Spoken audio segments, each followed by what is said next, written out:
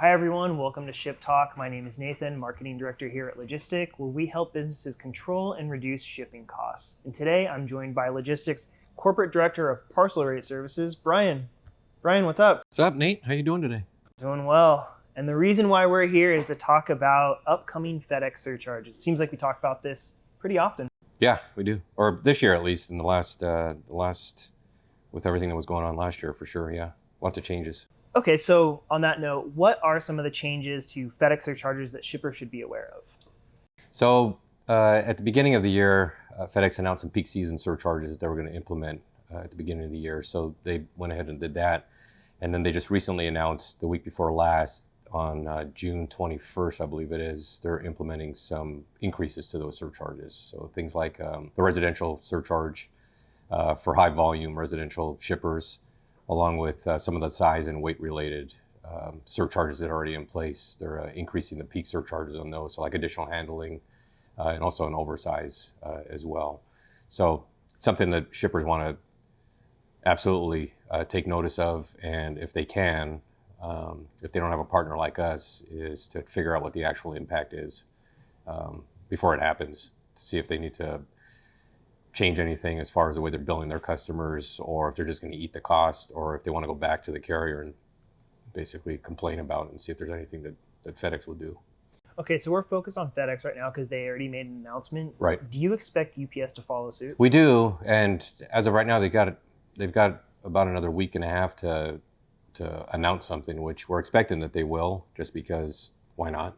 Right, their biggest competitor is their only competitor really outside of some of the smaller ones like the regionals and things, are basically grabbing money. So why not go after it? The only reason I could see that UPS might not is because they're in a position where they've had record profits again. Right, I think last year they ended at $86 billion in revenues, and they're expecting by 2023 to be over $100 million in revenues. So some of the changes they made over the last year to accommodate all the additional volume and stuff is absolutely paying off, and that it also includes some of the peak surcharges that they've already implemented. But we do expect some sort of announcement coming up here. Okay, so I know last year obviously was atypical for a number of reasons, especially when it comes to parcel shipping. But is the timing of this announcement something that's typical? Increasing surcharges around this time of year, is that something that we've seen before?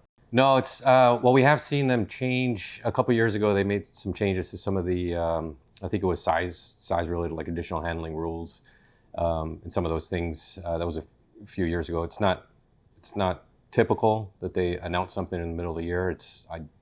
I'm not surprised when they do. In this particular one, I think this is my reasoning. I think they've announced it now because they want to announce one more before the peak, which is typically fourth quarter, right? So they're typical holiday peak season. I'm pretty sure they're going to announce one more increase to those peak season surcharges to help them go through their peak season. Which, if we don't see anything from UPS now, we might see something before peak as well.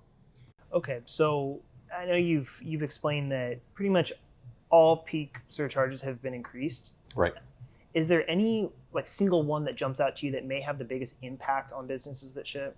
I think the additional handling, if you're currently being hit by the residential, if you're one of those high volume shippers, and for sure the residential increase, the additional handling is doubled in cost. So it's something that if you're getting hit with a lot of additional handling fees right now, you're going to get hit with twice as many on the peak side.